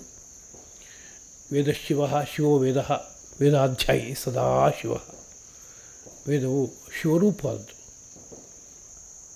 ವೇದಾಧ್ಯಯನ ಮಾಡ್ತಾ ಇರೋನು ಸದಾಶಿವ, ಅವನು ಶಿವಸ್ವರೂಪನೇ, ಮಂಗಳ ಸ್ವರೂಪನೇ, ಬೇಕಾದದ್ದನ್ನೆಲ್ಲ ಪಡಿಬಲ್ಲ, ಅಷ್ಟೈಶ್ವರ್ಯ ಸಂಪನ್ನ ಆಗ್ತಾನೆ ಶಿವನಂತೆ. ಅಷ್ಟು ಅದ್ಭುತವಾದಂಥ ವೇದ ಇದೆ. ಅವುಗಳಿಂದ ನಾನಾ ಸುಖ ಪಡ್ಬೋದು ಅನ್ನೋದಕ್ಕೆ ಜ್ಯೋತಿಷ್ಠೋಮೇನ ಸ್ವರ್ಗ ಕಾಮೋ ಯಜೇತ ಅಂತ ಒಂದು ವಾಕ್ಯ ಇದೆ ವೇದದಲ್ಲಿ. ಜ್ಯೋತಿಷ್ಠೋಮ ಅಂತ ಒಂದು ಯಾಗ ಇದೆ. ಆ ಯಾಗವನ್ನು ಮಾಡಿ ಸ್ವರ್ಗವನ್ನು ಪಡೆಯೋಕ್ಕೆ ಸಾಧ್ಯ ಇದೆ. ಸ್ವರಾಜ್ಯ ಕಾಮ ರಾಜಸೂಯೇನ ಯಜೇತ ಅಂತ ಇನ್ನೊಂದು ವಾಕ್ಯ ಇದೆ. ಸ್ವರಾಜ್ಯ ಬೇಕು, ಒಂದು ದೊಡ್ಡ ಭವ್ಯವಾದಂಥ ರಾಜ್ಯ ಬೇಕು, ಅಲ್ಲಿ ನಾನು ಸಾರ್ವಭೌಮನಾಗಿ ಆಗಬೇಕು ಅಂತ ಆಸೆ ಇದ್ದರೆ ರಾಜಸೂಯ ಯಾಗ ಅಂತ ಯಾಗವನ್ನು ಆಚರಣೆ ಮಾಡಿದ್ರೆ ಕ್ಷತ್ರಿಯನಾದವನು ಅದು ಆ ವಿಶಿಷ್ಟವಾದ ರಾಜ್ಯ ಸುಖ ಸಿಗುತ್ತೆ. ಸಂತತಿ ಇಲ್ಲ, ಪುತ್ರಕಾಮೇಷ್ಟಿ ಯಾಗವನ್ನು ಮಾಡಿದರೆ ಅದರ ಪರಿಣಾಮವಾಗಿ ಆ ಲಾಭ ಆಗುತ್ತೆ. ಹೀಗೆ ಹೇಳ್ತಾ ಹೋದರೆ ವೇದಗಳು ಅನಂತಾನಂತ ಮಾರ್ಗಗಳನ್ನು ಕೊಟ್ಟಿದೆ. ಬೇಕಾದದ್ದನ್ನೆಲ್ಲ ಪಡೆಯೋದಕ್ಕೆ ಸಾಧ್ಯ ಆಗುತ್ತೆ. ಒಂದು ತರಹ ಕಾಮಧೇನುವೋ ಕಲ್ಪವೃಕ್ಷವೋ ಇದ್ದ ಹಾಗೆ ಏನು ಬೇಕಾದರೂ ಸಾಧನೆ ಮಾಡೋದಕ್ಕೆ ಬೇಕಾಗುವ ಮಾರ್ಗವನ್ನು ಹೇಳುತ್ತೆ. ಇನ್ನು ಯಜ್ಞ ಅಂತ ತೆಗೆದುಕೊಂಡ್ರೆ ಆ ಯಜ್ಞದ ಬಗ್ಗೆ ಹಿಂದೆ ಬಂದಿದೆ ಭಗವದ್ಗೀತೆಯಲ್ಲಿ. ಸಹ ಯಜ್ಞ ಪ್ರಜಾ ಸೃಷ್ಟ್ವ ಪೂರ್ವವಾಚ ಪ್ರಜಾಪತಿ. ಇದೊಂದು ಶರೀರವನ್ನು ರಚನೆ ಮಾಡಿಕೊಡುವಾಗಲೇ ಯಜ್ಞ ರೂಪವಾದಂಥ ಒಂದು ಉಪಾಯಗಳನ್ನು ಒಳಗಡೆ ಇಟ್ಟು ಸೃಷ್ಟಿ ಮಾಡಿದ್ದಾನೆ. ಈ ಶರೀರವೆಂಬುದೊಂದು ಕಾಮಧೇನು ಕಲ್ಪವೃಕ್ಷದಂತೆ ಇರುವಂತಹ ಅದ್ಭುತವಾದ ಯಂತ್ರ. ನೀವು ಏನು ಬೇಕೋ ಅದನ್ನೆಲ್ಲ ಸಂಪಾದನೆ ಮಾಡ್ಕೊಳ್ಳಿ ಅಂತ. ಆ ಯಜ್ಞಗಳಲ್ಲಿ ನಾನಾ ತರಹದ ಯಜ್ಞಗಳು, ಆ ಒಂದೊಂದು ಯಜ್ಞವು ಒಂದೊಂದು ದೇವತೆಯನ್ನು ಪ್ರೀತಿಗೊಳಿಸುವಂತಹ ಅಪೂರ್ವವಾದ ಸಾಧನ. ಮಂತ್ರ, ದ್ರವ್ಯ, ವಿಧಿ, ವಿಧಾನ, ಕಾಲ, ದೇಶ ಇವೆಲ್ಲ ಒಟ್ಟುಗೂಡಿ ಯಾವುದೋ ಒಂದು ದೇವತೆಯನ್ನು ಭಾವಿಸಿ ಅದರ ದರ್ಶನ ಪಡೆದು ಅದರಿಂದ ಬೇಕಾದ ವರವನ್ನು ಸಂಪಾದನೆ ಮಾಡುವಂತಹ ದಿವ್ಯವಾದ ಉಪಾಯ ಯಜ್ಞ. ಇದಲ್ಲದೆ ಇನ್ನು ತಪಸ್ಸು ಇದೆ. ತಪಸ್ಸು ಅನ್ನೋ ಪದಕ್ಕೆ ಮಧ್ಯದಲ್ಲಿ ಸ್ವಲ್ಪ ಮಟ್ಟಿಗೆ ಅರ್ಥವನ್ನು ಹೇಳಿದ್ದಾಗಿದೆ. ಆದರೆ ವಿಷಯಗಳು ಅನುದಿನವೂ ನಮಗೆ ನಿತ್ಯ ಜೀವನದಲ್ಲಿ ಚರ್ವಣ ಆಗ್ತಾ ಇಲ್ಲ, ಕಿವಿಗೆ ಬೀಳ್ತಾ ಇಲ್ಲ. ಆದ್ದರಿಂದ ಕೆಲವು ವಿಷಯಗಳನ್ನು ಮತ್ತೆ ನಾನು ನೆನಪಿಸ್ಕೋತಾ ಇದ್ದೀನಿ. ತಪಸ್ಸಂದರೆ ದೇಹದಲ್ಲಿ ಸೇರಿಕೊಂಡಿರುವಂತಹ ದೋಷಗಳು ಯಾವುದ್ಯಾವುದಿದೆಯೋ ಅದನ್ನು ಸುಡೋದಕ್ಕಿರುವಂಥ ಸಾಧನಗಳು, ಆ ದೋಷವನ್ನು ತೆಗೆದುಹಾಕೋಕ್ಕಿರುವಂತಹ ಸಾಧನಗಳು. ಬಂಗಾರದಲ್ಲಿ ತಾಮ್ರ ಸೇರಿದೆ ಅಂದರೆ ಅದನ್ನು ಅಪರಂಜಿಯಾಗಿ ಮಾಡಬೇಕಾದ್ರೆ ಹೇಗೆ ಅದಕ್ಕೊಂದು ವಿಶಿಷ್ಟವಾದ ದ್ರವವನ್ನು ಸೇರಿಸಿ ಸುಡಬೇಕಾಗತ್ತೋ, ದೋಷವನ್ನು ಶುದ್ಧವಾದ ಅಪರಂಜಿಯನ್ನು ಹೊರಗೆ ತೆಗಿಬೇಕಾಗತ್ತೋ, ಹಾಗೆ ಈ ಶರೀರ ಯಂತ್ರದಲ್ಲಿ ನಾವೇ ಜನ್ಮಾಂತರದಲ್ಲಿ ಮಾಡಿರುವ ಪಾಪಗಳ ಕಾರಣದಿಂದ, ನಾವು ಅವಲಂಬಿಸಿರುವ ವಂಶದಲ್ಲಿ ನಡೆದಿರುವ ಪಾಪಗಳ ಕಾರಣದಿಂದ ಅನೇಕ ಏರುಪೇರುಗಳು ಹುಟ್ಕೊಂಡಿರುತ್ತೆ. ಆ ಏರುಪೇರುಗಳನ್ನು ತೆಗೆಯೋದಕ್ಕೋಸ್ಕರವಾಗಿ ಹೇಳಿರುವಂಥ ನಾನಾ ವ್ರತಗಳು, ನಿಯಮಗಳು, ಅವುಗಳಿಗೆ ತಪಸ್ಸು ಅಂತ ಕರೀತಾರೆ. ಎಲ್ಲವೂ ಹೆಚ್ಚಾಗಿ ಆಹಾರದ ನೀತಿಯನ್ನು ಪ್ರಧಾನವಾಗಿ ಬೋಧಿಸುತ್ತವೆ.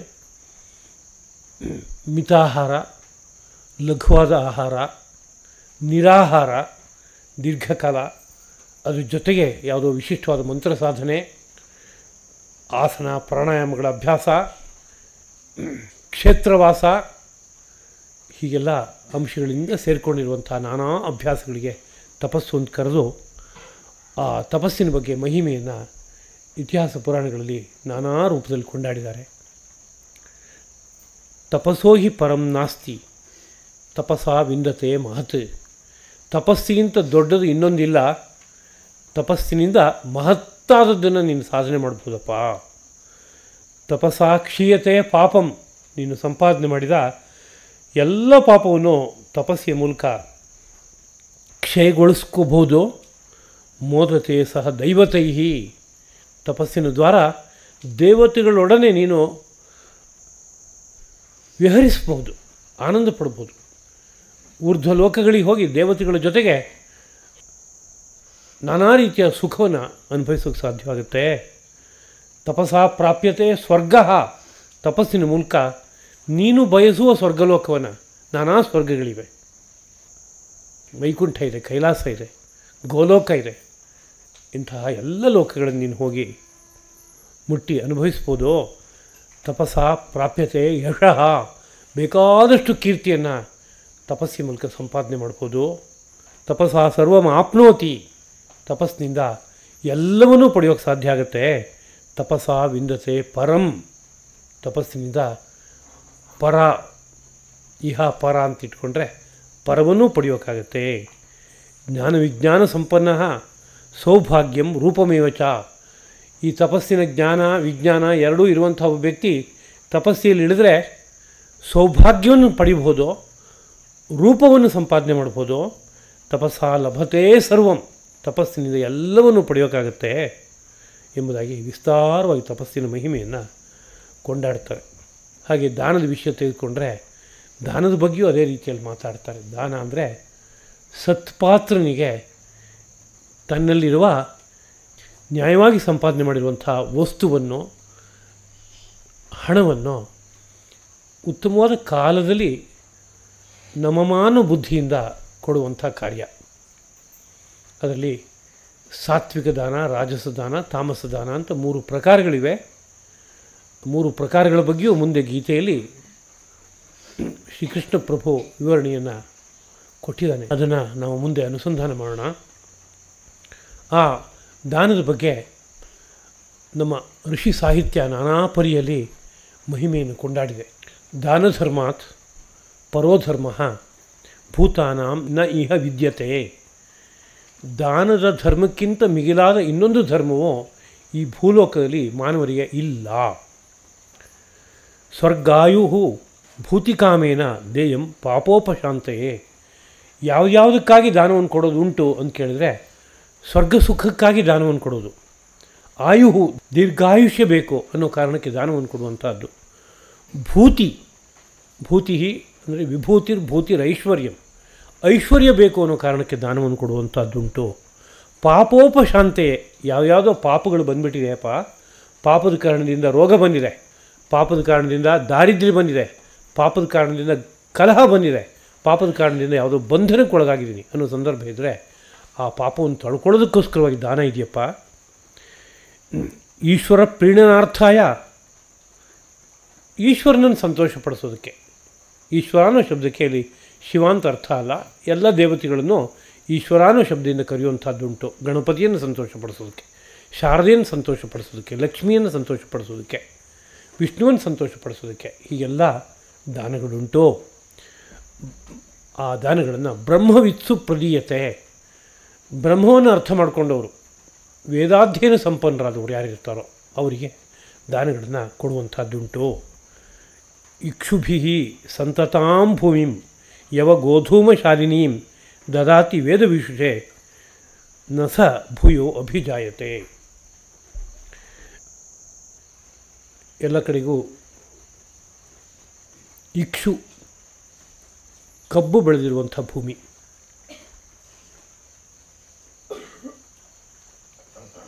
ಯವ ಗೋಧೂಮ ಶಾಲಿನೀಂ, ಯವ ಬೆಳೆದಿರುವಂಥ ಗದ್ದೆ, ಗೋಧಿ ಬೆಳೆದಿರುವಂಥ ಗದ್ದೆ, ಇವುಗಳನ್ನು ವೇದವನ್ನು ಅರ್ಥ ಮಾಡಿಕೊಂಡಂಥ ಒಬ್ಬ ವಿದ್ವಾಂಸನಿಗೆ ಕೊಡೋದುಂಟು ದಾನವಾಗಿ. ಯಾತಕ್ಕೆ ಅಂದರೆ ನಸ ಭೂಯೋ ಅಭಿಜಾಯತೆ. ಆ ದಾನವನ್ನು ಕೊಟ್ಟಾಗ ಹಿಂತಿರುಗಿ ಬರೋಲ್ಲ ಅಂಥದ್ದೊಂದು ಲಾಭ ಸಿಗುತ್ತೆ ಅಂತ ದಾನದ ಬಗ್ಗೆ ಇಲ್ಲಿ ಕೊಂಡಾಡಿದ್ದಾರೆ. ಭೂಮಿ ದಾನಾತ್ ಪರಂ ದಾನಂ ನ ಭೂತಂ ನ ಭವಿಷ್ಯತಿ. ಭೂಮಿ ದಾನಕ್ಕೆ ಸದೃಶವಾದ ಇನ್ನೊಂದು ದಾನ ಹಿಂದಿಲ್ಲ, ಮುಂದೆ ಬರೋಲ್ಲ, ಅಷ್ಟು ಶ್ರೇಷ್ಠವಾದ ದಾನ ಭೂಮಿ ದಾನ. ವಿದ್ಯಾಂ ದತ್ವ ಬ್ರಾಹ್ಮಣಾಯ ಬ್ರಹ್ಮಲೋಕೆ ಮಹೀಯತೆ. ಏನಾರು ಒಬ್ಬ ಸದ್ಬ್ರಾಹ್ಮಣನಿಗೆ ವಿದ್ಯೆಯನ್ನು ದಾನ ಮಾಡಿದ್ರೆ, ಸದ್ಬ್ರಾಹ್ಮಣ ಅನ್ನೋದಕ್ಕಿಲ್ಲಿ ಅರ್ಹನಾದ ವ್ಯಕ್ತಿ ಅಂತ ಅಷ್ಟೇ ಅರ್ಥ ತಗೋಬೇಕು. ಯಾವ್ಯಾವ ವಿದ್ಯೆ ಯಾರ್ಯಾರು ಅರ್ಹರೋ ಅವರವರಿಗೆ ಆ ವಿದ್ಯೆಯನ್ನು ಕೊಟ್ಟಾಗ ಬ್ರಹ್ಮಲೋಕೆ ಮಹೀಯತೆ, ಬ್ರಹ್ಮಲೋಕದಲ್ಲಿ ಇವನು ಪೂಜಿಸಲ್ಪಡ್ತಾನೆ. ಸಂತತಿ ಕಾಮ ಸತತಂ ಪೂಜೆಯದ್ ವೈ ಪುರಂದರಂ. ಸಂತತಿ ಬೇಕು ಅಂತ ಬಯಸುವವನು ಪುರಂದರನನ್ನು ಅಂದರೆ ಇಂದ್ರನನ್ನು ಪೂಜಿಸಿ ಒಂದು ದಾನವನ್ನು ಕೊಡಬೇಕು. ವಾರಿದ ತೃಪ್ತಿ ಮಾಪ್ನೋತಿ. ಯಾರೋ ಒಬ್ಬ ಸಮಯದಲ್ಲಿ ನೀರನ್ನು ದಾನವಾಗಿ ಕೊಡ್ತಾನೆ, ಬಾಯಾರಿ ಬಂದವನಿಗೆ ನೀರನ್ನು ಕೊಡ್ತಾನೆ. ಯಾರೋ ಒಬ್ಬನಿಗೆ ನೀರಿಲ್ಲ, ತನ್ನಲ್ಲಿ ಬೇಕಾದ ಹಾಗೆ ನೀರು ತುಂಬಿದೆ, ಆ ಕಡೆ ಹರಿಸೋದಕ್ಕೆ ಅವಕಾಶ ಕೊಡ್ತಾನೆ. ವಾರಿ ದಹ, ನೀರು ಕೊಡುವವನು ತೃಪ್ತಿಮ ಆಪ್ನೋತಿ, ಸದಾ ಕಾಲದಲ್ಲೂ ತೃಪ್ತಿಯನ್ನು ಪಡಿತಾನೆ ಅಂತ. ತೃಪ್ತಿ ಪಡ್ತಾನೆ ಅಂದರೆ ತನಗೆ ಏನು ಭಗವಂತ ಕೊಟ್ಟಿದ್ದಾನೋ ಅದನ್ನು ಸಂತೃಪ್ತವಾಗಿ ಬದುಕಬೇಕು ಅನ್ನೋ ಬುದ್ಧಿ ಕೊಟ್ಬಿಡ್ತಾನೆ. ಹಾಹಾಕಾರ ಇಲ್ಲ, ಸದಾ ಶಾಂತಚಿತ್ತ, ಸದಾ ಸಂತೋಷವಾಗಿ ಜೀವನ ಮಾಡುವಂಥ ಒಂದು ಸ್ಥಿತಿ ಬಂದ್ಬಿಡುತ್ತೆ ನೀರನ್ನು ದಾನವಾಗಿ ಬೇರೆಯವರಿಗೆ ಕೊಟ್ಟರೆ. ಮನೆಗೆ ಬಂದಾಗ ಮೊದಲು ಕೇಳುವಂಥದ್ದು, ತಮಗೆ ಗಂಗೋದಕವನ್ನು ಕೊಡ್ಬೋದೇ ಅಂತ. ನೀರನ್ನು ಗಂಗೋದಕನೂ ಮನಸ್ಸಿನಿಂದಲೂ ಭಾವಿಸಿ ಅದನ್ನು ಕೊಟ್ಟು ಅವ್ರಿಗೆ ಏನಾದ್ರು ಒಂದು ದಣಿವಿದ್ದರೆ ಅದು ಶಾಂತವಾಗಿ ಹೋದರೆ ನನಗಿದೊಂದು ವಿಶಿಷ್ಟವಾದ ಪುಣ್ಯ ಪಡೆಯುವಂಥ ಸದವಕಾಶ ಬಂತಲ್ಲ ಅಂತ ಸಂತೋಷ ಪಡ್ತಾನಂತ. ಅತಿಥಿಗಳನ್ನು ಸದಾ ಬರಮಾಡ್ಕೊಳ್ಬೇಕು ಅನ್ನೋ ಮನಸ್ಸಿರ್ಬೇಕಂತ. ಯಾಕೆಂದರೆ ಅತಿಥಿಗಳು ಬಂದ ಸಂದರ್ಭದಲ್ಲಿ ಯಾವುದೋ ಸಂದರ್ಭದಲ್ಲಿ ಇಂತಹ ಅವರನ್ನು ಸಂತೃಪ್ತಿಪಡಿಸುವಂಥ ಅವಕಾಶಗಳು ಕೂಡ ಬರುತ್ತೆ.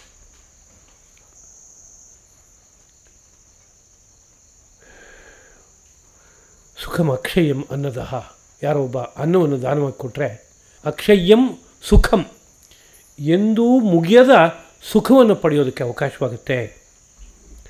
ತಿಲಪ್ರದ ಪ್ರಜಾಂ ಇಷ್ಟಾಂ, ತಿಲವನ್ನು ಯಾರು ದಾನ ಮಾಡ್ತಾನೋ ಅವನು ತನಗೆ ಇಷ್ಟವಾದ ಸಂತತಿಯನ್ನು ಪಡೆಯೋಕ್ಕಾಗತ್ತಂತೆ.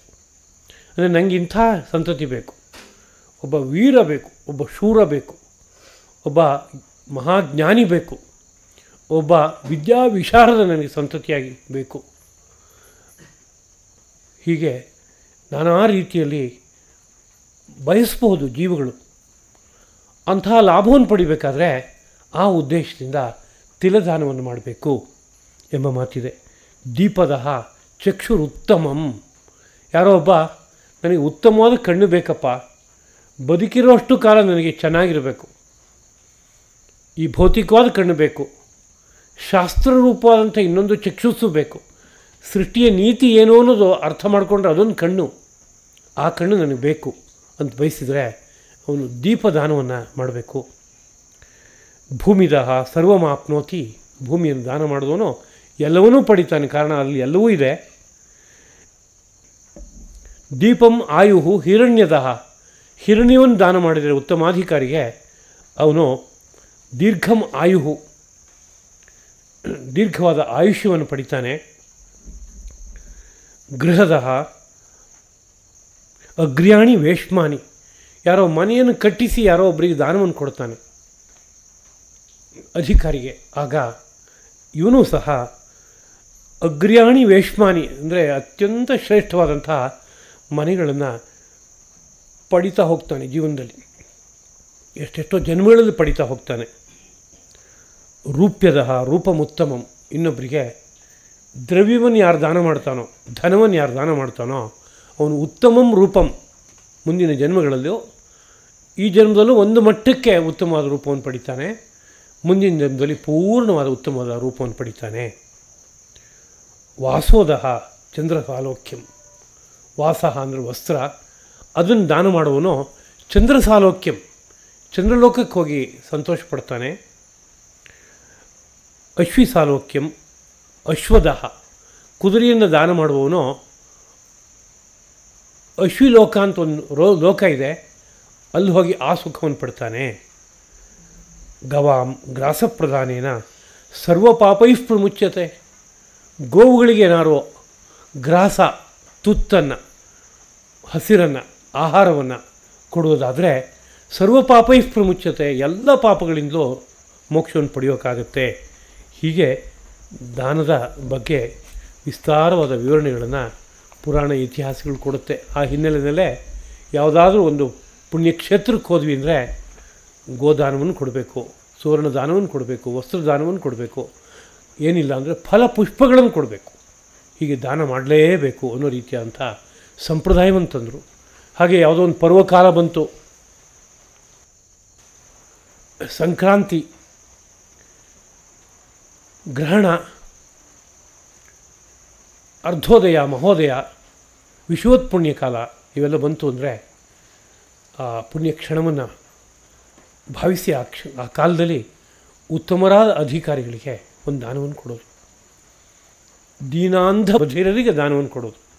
ದೀನರು ಅಂದರೆ ಏನೂ ಇಲ್ಲದೆ ಇದ್ದವರು, ಅಂಧರು ಅಂದರೆ ಕುರುಡರು, ಬಧಿರ ಕಿವುಡ ಅಂದರೆ ಅಂಗವಿಕಲರು, ಅವರಿಗೆ ನಾನಾ ರೀತಿಯ ಸಹಕಾರವನ್ನು ಕೊಡೋದು, ಅದು ದಾನ ಎಂಬುದಾಗಿ.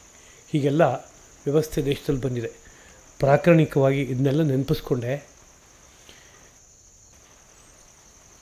ಹೀಗೆ ವೇದ, ಯಜ್ಞ, ತಪಸ್ಸು, ದಾನ ಇವುಗಳನ್ನೆಲ್ಲ ಮಾಡಿದಾಗ ಬಗೆ ಬಗೆಯಾದ ಲಾಭಗಳನ್ನು ಪಡಿಬೋದಲ್ವಾ. ಹೌದು, ಆದರೆ ಅದಕ್ಕಿಂತ ಮಿಗಿಲಾದ ಲಾಭವನ್ನು ನಾನು ಹೇಳಿರುವಂತಹ ಯಾವುದೋ ಒಂದು ಮಾರ್ಗವನ್ನು ಅವಲಂಬಿಸಿಕೊಂಡು ತುಟ್ಟ ತುದಿಯಲ್ಲಿ ಬೆಳಗುವಂತಹ ಪರಬ್ರಹ್ಮದ ಕಡೆಗೆ ಸಾಗೋದಾದರೆ, ಕಾಲ ದೇಶಗಳ ನೀತಿಯನ್ನು ಅರ್ಥ ಮಾಡಿಕೊಂಡು ಅದನ್ನೆಲ್ಲ ಬಳಸ್ಕೊಂಡು ಆ ಬೆಳಕಿನ ಕಡೆಗೆ ಸಾಗೋದಾದರೆ ಬಹಳ ಅದ್ಭುತವಾದ ಎಲ್ಲದಕ್ಕೂ ಮಿಗಿಲಾದಂಥ ಒಂದು ಲಾಭವನ್ನು ಪಡೆಯೋಕ್ಕಾಗತ್ತಪ್ಪ ಅಂತ ಬೇರೆ ಎಲ್ಲ ಕರ್ಮಗಳ ಲಾಭಕ್ಕಿಂತಲೂ ಮಿಗಿಲಾದ ಲಾಭ ಇಲ್ಲಿ ಬರುತ್ತೆ ಅಂತ ಹೇಳ್ತಾ ಇದೆ. ಅದರ ಮಧ್ಯದಲ್ಲಿ ಯಾವುದೋ ವೇದ, ಯಜ್ಞ, ತಪಸ್ಸು, ದಾನಗಳಲ್ಲಿ ಆ ಪರಬ್ರಹ್ಮ ಪ್ರಾಪ್ತಿವರೆಗೂ ಹೋಗೋಗಬೇಕಾಗಿರುವ ಮಾರ್ಗವನ್ನು ಹೇಳಿದ್ದಾರೆ. ಅಂತಹ ಕೆಲವು ಸಂದರ್ಭಗಳನ್ನು ಬಿಟ್ಟು ಉಳಿದಂತೆ ತೆಗೆದುಕೊಂಡ್ರೆ ವೇದ, ಯಜ್ಞ, ತಪಸ್ಸು, ದಾನಗಳಲ್ಲಿ ನಾನಾ ತರಹದ ಲೌಕಿಕವಾದ ಲಾಭಗಳನ್ನು ಪಡೆಯೋದಕ್ಕೆ ಬೇಕಾಗುವ ವಿಷಯಗಳಿದೆ. ಕುಂದು ಕೊರತೆಗಳು ಹುಟ್ಟಿನಿಂದ ಬಂದುಬಿಟ್ಟಿದೆ, ಜನ್ಮಾಂತರದ ಪಾಪದಿಂದ ಬಂದಿದೆ ಅಂದರೆ ಆ ಕುಂದು ಕೊರತೆಗಳನ್ನು ನೀಗಿಸ್ಕೊಳ್ಳೋದಕ್ಕೆ ಬೇಕಾಗುವ ನಾನಾ ಉಪಾಯಗಳನ್ನು ಹೇಳಿದ್ದಾರೆ. ಕುಂದುಕೊರತೆಗಳಿಲ್ಲ, ಯಾವುದೋ ಒಂದು ಮಟ್ಟಕ್ಕೆ ಭಾಗ್ಯ ಇದೆ, ಇನ್ನೂ ಅತಿಶಯವಾದ ಭಾಗ್ಯವನ್ನು ಪಡೆಯೋದಕ್ಕೆ ನಾನಾ ಉಪಾಯಗಳನ್ನು ಹೇಳಿದ್ದಾರೆ. ಆದರೆ ಈ ಎಲ್ಲ ಉಪಾಯಗಳು ಏನನ್ನು ಲಾಭ ಕೊಡುತ್ತೋ ಅದಕ್ಕಿಂತ ಮಿಗಿಲಾದ ಲಾಭವನ್ನು ಯೋಗಜ್ಞನಾದವನು ತನ್ನ ಒಳಗಡೆಗೆ ಬೆಳಗುವ ಪರಮಾತ್ಮನನ್ನು ದರ್ಶನ ಮಾಡೋದ್ರ ಮೂಲಕವಾಗಿ ಪಡೆಯೋಕ್ಕಾಗತ್ತಪ್ಪ ಎಂಬುದಾಗಿ ಹೇಳಿ, ಅದರಿಂದ ಸದಾ ಕಾಲದಲ್ಲೂ ಯೋಗಯುಕ್ತನಾಗಿ ಇರು, ಅದನ್ನು ಮರಿಬೇಡ ಎಂಬುದಾಗಿ ಹೇಳ್ತಾ ಇದೆ. ಅಂದರೆ ಲೋಕದಲ್ಲಿ ವೇದ ಬೇಕು, ವೇದೋಕ್ತವಾದ ಕರ್ಮಗಳು ಬೇಕು ಅಂತ ಇರ್ಬೋದು, ಅದೇ ರೀತಿಯಲ್ಲಿ ಯಜ್ಞ ಬೇಕು, ದಾನ ಬೇಕು, ತಪಸ್ಸು ಬೇಕು ಅಂತ ಇದ್ದರೂ ಸಹ ಅಗತ್ಯವಾಗಿ ಮರೆಯದೇ ಇರಬೇಕಾದದ್ದು ಯಾವುದಪ್ಪ ಅಂದರೆ ಅಂತರಂಗದ ಒಂದು ತತ್ವವನ್ನು ತಲುಪೋದಕ್ಕೆ ಬೇಕಾಗಿರುವಂತಹ ಯೋಗರೂಪವಾದಂಥ ವಿದ್ಯೆ, ಅದನ್ನು ಯಾವತ್ತೂ ಕೂಡ ಮರಿಬಾರ್ದು ಅನ್ನೋ ಮಾತನ್ನು ಶ್ರೀಕೃಷ್ಣ ಅನುಗ್ರಹಿಸಿಕೊಡ್ತಾ ಇದ್ದಾನೆ. ಇಂಥ ಮಾತುಗಳನ್ನು ನಾವು ಇತಿಹಾಸ ಪುರಾಣಗಳಲ್ಲಿ, ಸ್ಮೃತಿಗಳಲ್ಲಿ ಕಾಣ್ತೇವೆ. ಉದಾಹರಣೆಗೆ ಯಾಜ್ಞವಲ್ಕ್ಯರ ಒಂದು ಮಾತು, ಇಜ್ಯಾಚಾರ ದಮಾಹಿಂಸಾ ದಾನಸ್ವಾಧ್ಯಾಯ ಕರ್ಮಣಾಂ ಅಯಂತು ಪರಮೋ ಧರ್ಮ ಯದ್ಯೋಗೇನ ಆತ್ಮದರ್ಶನಂ. ಈ ಕೃಷ್ಣನ ಮಾತಿಗೆ ಸಂವಾದಿಯಾದ ಮಾತು, ಅದೇ ಆಶಯವನ್ನು ವ್ಯಕ್ತಪಡಿಸುವ ಇನ್ನೊಂದು ಮಾತು. ಇಜ್ಯಾ ಯಾಗ, ಆಚಾರ, ನಾನಾ ಥರದ ಶುಚಿತ್ವದ ಸಾಧನಗಳು, ದಮಃ ಇಂದ್ರಿಯ ಸಂಯಮ, ಅಹಿಂಸಾ ಮೊದಲಾದ ಆತ್ಮಗುಣಗಳ ಸಾಧನ, ದಾನ, ನಾನಾ ಥರದ ದಾನ, ಸ್ವಾಧ್ಯಾಯ, ತಮ್ಮ ವೇದಶಾಖೆಯನ್ನು ಅಧ್ಯಯನ ಮಾಡುವಂಥದ್ದು. ಇಂತಹ ನಾನಾ ಉಪಾಯಗಳಿಂದ ಏನು ಬೇಕಾದರೂ ಸಾಧನೆಗಳನ್ನು ಮಾಡ್ಬೋದು ಅಂತಿದ್ದರೂ ಕೂಡ ಅಯಂತು ಪರಮೋ ಧರ್ಮ, ಅತ್ಯಂತ ಶ್ರೇಷ್ಠವಾದಂಥ ಒಂದು ಧರ್ಮ ಯಾವುದಪ್ಪ ಅಂತ ಕೇಳಿದರೆ ಯತ್ ಯಾವುದೆಂದರೆ ಯೋಗೇನ ಆತ್ಮದರ್ಶನಂ, ಯೋಗದಿಂದ ಆತ್ಮದರ್ಶನವನ್ನು ಪಡೆಯುವಂತಹದ್ದು ಎಂಬುದಾಗಿ ಕೊಂಡಾಡಿದ್ದಾರೆ. ಆದ್ದರಿಂದ ಭಾರತ ಸಂಸ್ಕೃತಿಯ ಹರವು ನಾನಾಮುಖವಾಗಿದೆ. ಅದರಲ್ಲಿ ಸಾರಿಷ್ಠವಾಗಿ ಯೋಗ ಮಾರ್ಗವನ್ನು ಅವಲಂಬಿಸಿ ನಾವು ಎಲ್ಲಿಂದ ಯಾತ್ರೆಯನ್ನು ಆರಂಭ ಮಾಡಿದ್ದೀವೋ ಆ ಬ್ರಹ್ಮ ಮೂಲಕ್ಕೆ ಹೋಗಿ ತಲುಪುವಂಥದ್ದನ್ನು ಮಾತ್ರ ಮರಿಬಾರ್ದು ಎಂಬ ಒಂದು ಸಂದೇಶ ಈ ಮಾತಿನ ಹಿನ್ನೆಲೆಯಲ್ಲಿದೆ. ಇದು ಅರ್ಜುನನಿಗೆ ಮಾತ್ರ ಅಲ್ಲ ಸಂದೇಶ, ಭಾರತ ದೇಶದ ಸಕಲ ಪ್ರಜೆಗಳೂ ಸಹ ಮರೆಯದೆ ಸದಾ ಕಾಲದಲ್ಲೂ ನೆನಪಿಟ್ಕೋಬೇಕಾಗಿರುವಂಥ ಒಂದು ಸಂದೇಶ. ನಮ್ಮ ನಿತ್ಯ ಜೀವನದಲ್ಲಿ ನಾನಾ ತರಹದ ವ್ಯವಹಾರಗಳಲ್ಲಿ ತೊಡಗ್ತಾ ಇದ್ದೀವಿ ನಾವು. ಅದರಲ್ಲಿ ನಮ್ಮ ದುಃಖಗಳನ್ನು ಕಳ್ಕೋಬೇಕು ಅನ್ನೋ ಪ್ರವೃತ್ತಿ ಇದೆ, ಸುಖವನ್ನು ವೃದ್ಧಿಪಡಿಸ್ಕೋಬೇಕು ಅನ್ನೋ ರೀತಿಯಾದ ಪ್ರವೃತ್ತಿ ಇದೆ. ಅವುಗಳ ಮಧ್ಯದಲ್ಲಿ ಅಗತ್ಯವಾಗಿ ಇದನ್ನು ಇಟ್ಕೊಳ್ಳೇಬೇಕು. ಯಾವುದನ್ನು ಅಂತ ಕೇಳಿದ್ರೆ ನಮ್ಮ ಒಳಗಡೆ ಬೆಳಗುವ ಪರಮಾತ್ಮ ರೂಪವಾದ ತತ್ವವನ್ನು ಹೋಗಿ ತಲುಪಬೇಕು. ಅದಕ್ಕೆ ಬೇಕಾಗುವ ಸಾಧನವನ್ನು, ಯೋಗ ಮಾರ್ಗವನ್ನು ಸುಭದ್ರವಾಗಿ ಅವಲಂಬಿಸಿಕೊಂಡೇ ಇರಬೇಕು. ಯೋಗಯುಕ್ತವಾಗಿರೋದನ್ನ ಅಭ್ಯಾಸ ಮಾಡಬೇಕು. ಜ್ಞಾನಯೋಗವೋ, ಕರ್ಮಯೋಗವೋ, ಭಕ್ತಿಯೋಗವೋ ಯಾವುದೋ ಒಂದು ಸುಭದ್ರವಾದ ನಮ್ಮ ಮಾರ್ಗವಾಗಿ ಉಳ್ಕೊಂಡಿರಬೇಕು ಅನ್ನುವ ಒಂದು ಸಂದೇಶವನ್ನು ಶ್ರೀಕೃಷ್ಣ ಪ್ರಭು ಲೋಕಕ್ಕೆಲ್ಲ ಅನುಗ್ರಹಿಸಿಕೊಡ್ತಾ ಇದ್ದಾನೆ ಎಂಬುದನ್ನು ಎಲ್ಲರ ಜೊತೆಗೆ ನಾನು ಸ್ಮರಣೆ ಮಾಡಿಕೊಳ್ತಾ, ಭಾರತದ ಜೀವನವು ಅರ್ಥವತ್ತಾದ ಜೀವನ ಆಗಬೇಕಾದ್ರೆ ಈ ಶ್ರೀಕೃಷ್ಣನ ಸಂದೇಶವನ್ನು ಗಾಢವಾಗಿ ಹೃದಯದೊಳಗಡೆಗೆ ಧರಿಸಿ ಅಹೋರಾತ್ರ ಜೀವನದಲ್ಲಿ ಆತ್ಮ ಸಾಧನೆಯ ಕಡೆಗೆ ಪ್ರವೃತ್ತಿ ಹುಟ್ಟಬೇಕು. ಗೀತಾರ್ಥವು ನಮ್ಮ ಮನೋಬುದ್ಧಿಗಳನ್ನು ಆಳುವಂತೆ ಆಗಬೇಕು. ನಾವು ನಿಜವಾದ ಅರ್ಥದಲ್ಲಿ ಭಾರತರಾಗಿ ಆಗಬೇಕು ಎಂಬುದಾಗಿ ಸ್ಮರಣೆ ಮಾಡಿಕೊಳ್ತಾ ಈ 4 ಮಾತುಗಳನ್ನು ಧರ್ಮಪ್ರಭು ಶ್ರೀಕೃಷ್ಣನ ಪದಪದ್ಮಗಳಲ್ಲಿ ಅರ್ಪಿಸ್ತಾ ಇದ್ದೀನಿ. ಕಾಯೇನ ವಾಚಾ ಮನಸಾ ಇಂದ್ರಿಯೈರ್ವಾ ಬುದ್ಧ್ಯಾ ಆತ್ಮನಾ ವಾ ಪ್ರಕೃತೇ ಸ್ವಭಾವಾತ್ ಕರೋಮಿ ಯದ್ಯತ್ ಸಕಲಂ ಪರಸ್ಮೈ ನಾರಾಯಣಾಯೇತಿ ಸಮರ್ಪಯಾಮಿ. ಶ್ರೀಕೃಷ್ಣಾರ್ಪಣಮಸ್ತು.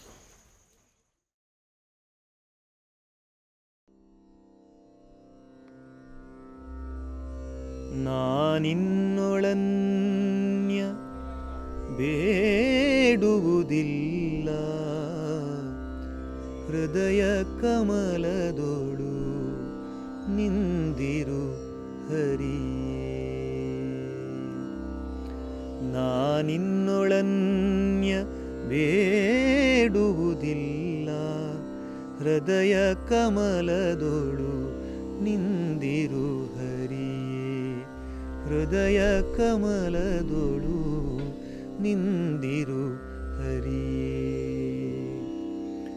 ಶಿರ ನಿನ್ನ ಚರಣಕ್ಕೆ ಎರಗಲಿ ಎನ್ನ ಚಕ್ಷು ಸದಾ ನಿನ್ನ ನೋಡಲಿ ಹರಿಯೇ. ಶಿರ ನಿನ್ನ ಚರಣಕ್ಕೆ ಎರಗಲಿ ಎನ್ನ ಚಕ್ಷು ಸದಾ ನಿನ್ನ ನೋಡಲಿ ಹರಿಯೇ.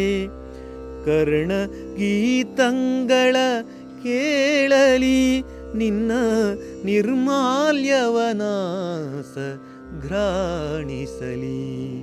ನಾನಿನ್ನೊಳನ್ಯ ಬೇಡುವುದಿಲ್ಲ, ಹೃದಯ ಕಮಲದೊಳು ನಿಂದಿರು ಹರಿಯೇ. ನಾಲಿಗೆ ನಿನ್ನನು ಕೊಂಡಾಡಲಿ, ನಾಲಿಗೆ ನಿನ್ನನು ಕೊಂಡಾಡಲಿ. ಕರಗಳೆರಡು ನಿನ್ನನರ್ಚಿಸಲಿ, ಕರಗಳೆರಡು ನಿನ್ನನರ್ಚಿಸಲಿ. ಚರಣ ತೀರ್ಥಯಾತ್ರೆ ಮಾಡಲಿ ಎನ್ನ ಮನ ಅನುದಿನ ನಿನ್ನ, ಮನ ಅನುದಿನ ನಿನ್ನ ಸ್ಮರಿಸಲಿ ಹರಿಯೇ. ನಾನಿನ್ನೊಳನ್ಯ ಬೇಡುವುದಿಲ್ಲ, ಹೃದಯ ಕಮಲದೊಳು ನಿಂದಿರು ಹರಿಯೇ. ಬುದ್ಧಿಯು ನಿನ್ನೊಳು ಬೆರೆಯಲಿ ಹರಿಯೇ. ಚಿತ್ತ ನಿನ್ನೊಳು ಸ್ಥಿರವಾಗಲಿ, ಬುದ್ಧಿಯು ನಿನ್ನೊಳು ಬೆರೆಯಲಿ ಹರಿಯೇ. ಚಿತ್ತ ನಿನ್ನೊಳು ಸ್ಥಿರವಾಗಲಿ. ಭಕ್ತ ಜನರ ಸಂಗವಾಗಲಿ, ಭಕ್ತ ಜನರ ಸಂಗವಾಗಲಿ.